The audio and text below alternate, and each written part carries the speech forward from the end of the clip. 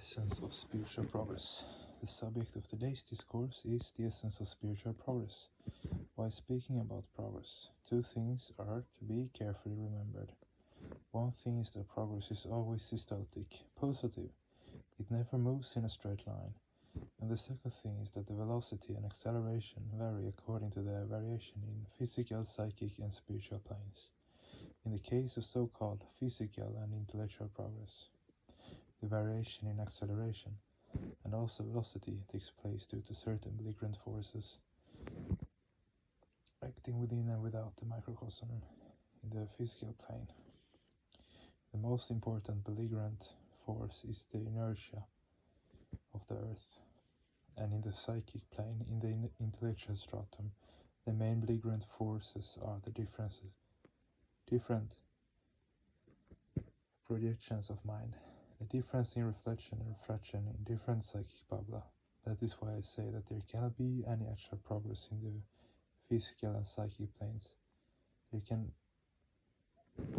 only be progress in the stratum of spirituality. And this progress occurs also in the three levels according to the psycho-spiritual standard of that particular microcosm. By birth, all human beings are just like animals. They are bound by the fetters of so many pashas and ripus, bondages and enemies of mind. In this first phase, with the blessing of the Lord, they start their struggle. And what is this struggle? It is the struggle against those fetters while moving towards the goal. In this struggle they are emboldened by the support of the Maya. This first phase of struggle in Tantra sadhana is called Pashvashara in Sanskrit, for here the spiritual aspirants are to some extent like animals, and so the fight against all those nooses of pashas and ripus is known as the fight of an animal. The Pashavashara in Sanskrit now was struggling against those binding principles, the badly need the grace of the Lord, and in their inner voice they address the Lord as Pashupati, the Lord of the animals. O Lord, I am a Pashu, an animal, and thou art my Lord, thou art Pashupati. So in the first phase of spiritual movement, Sadashiva or the Guru is known as Pashupati. Sarvecha Pashavaha Santi Talvad Bhutala Naraha Desham Jnana Prakashaya Virabhavaha Prakashitaha Virabhavam Sada Prapya Kramena Devata Bhavet. Now after this first phase is over, after the successful completion of the first struggle, the second one starts. This second struggle occurs both externally and internally, and for this the sadhaka must be sufficiently bold. This boldness comes as a result of the first fight. In this second phase, the spiritual aspirants struggle like heroes and address their Lord as Vireshvara. So in this second phase of struggle, their Lord Sadashiva becomes Vireshvara, the Lord of heroes. Now the spiritual aspirants are no longer animals or pashas. They are heroes or viras. And in the final phase they attain godhood step by step. Here the struggle is purely internal, controlling the debasing propensities of the mind, one by one. Now the aspirants are called Deva, or divine beings, and their course of action is known as Divyashara. In the first phase there may be some physical obstacles, but these can be surmounted by the grace of the Lord. In the second phase too, there are mental obstacles, but they too can be overcome by the grace of the Lord.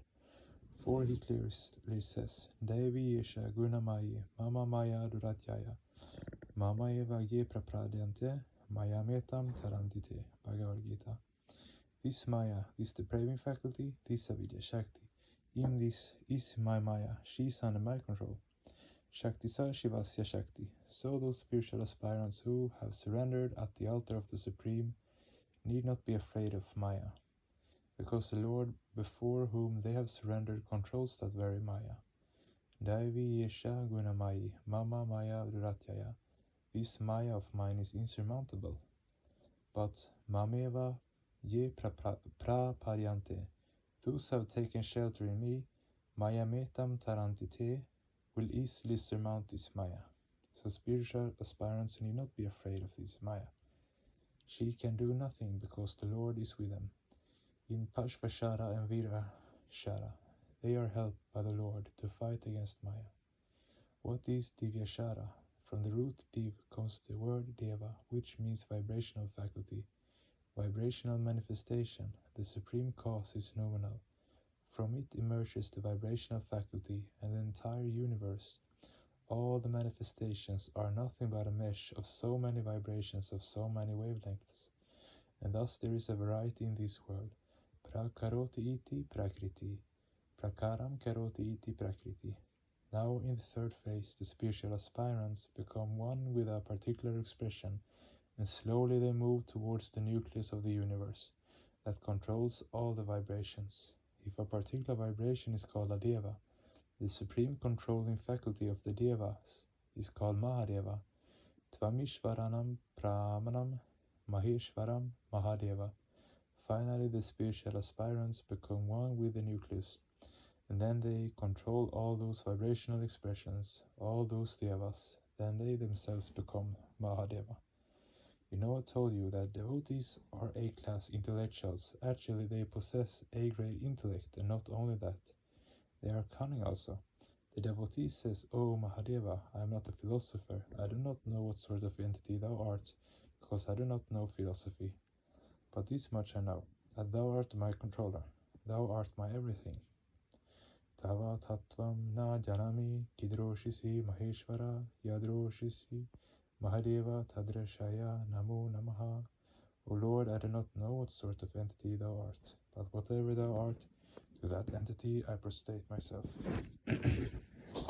Thus there are three tantric phases in spiritual progress: Pashvashar, Virashara, and Divyashara.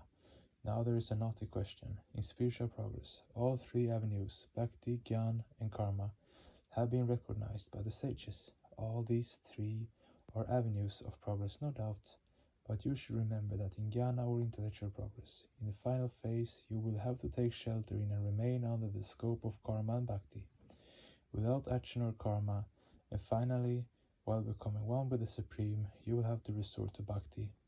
If your progress is in the field of action of Karma, you may move ahead to some extent, but in the final phase you will have to resort to knowledge. Just before the ultimate union with the Supreme, you will have to resort to Bhakti. But in the case of Bhakti, from the first point up to the last, the devotees depend on Bhakti only.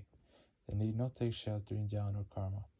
Now altogether it is recognized that all these three approaches are correct. Human beings who have come here only for a limited span of time cannot spare much time to go through so many scriptures or perform so many actions. They will have to complete everything within the short span of their lives. So the best choice for the spiritual aspirants is the path of Bhakti. These obstacles, these fetters of Maya, are the spiritual opposing forces, the most important belligerent forces. By individual effort, it is very difficult to surmount the ocean of Maya. For the jnanis, the intellectuals, the goal is merely theoretical and impersonal. How can they expect a theoretical and impersonal entity to help them? And how can the jnanis even approach him when, for them, his very existence is impersonal? So the jnanis, although they have recognized the importance of jnana or knowledge, have no future. They simply waste their valuable time, which is a very short span of hardly 100 years. And for the karmis or people of action, the desideratum is partly personal and partly impersonal, but the link between the impersonal and the personal undergoes some distortion. With the help of this distorted link, how can they expect to receive perennial grace for their spiritual progress from the Supreme? And how can they struggle against the all-pervading influence of Maya? So the karmis, having no fixed desideratum and no fixed personal goal, no personal God, also have no future. The future is with the devotees and with no one else. You boys and you girls, you should always remember that you have come here for a very short span of time. You must not misuse your valuable time in intellectual altercations or actional infighting. Kalyana Mastu, may you all be blessed. 3rd December 1978, DMC Madras.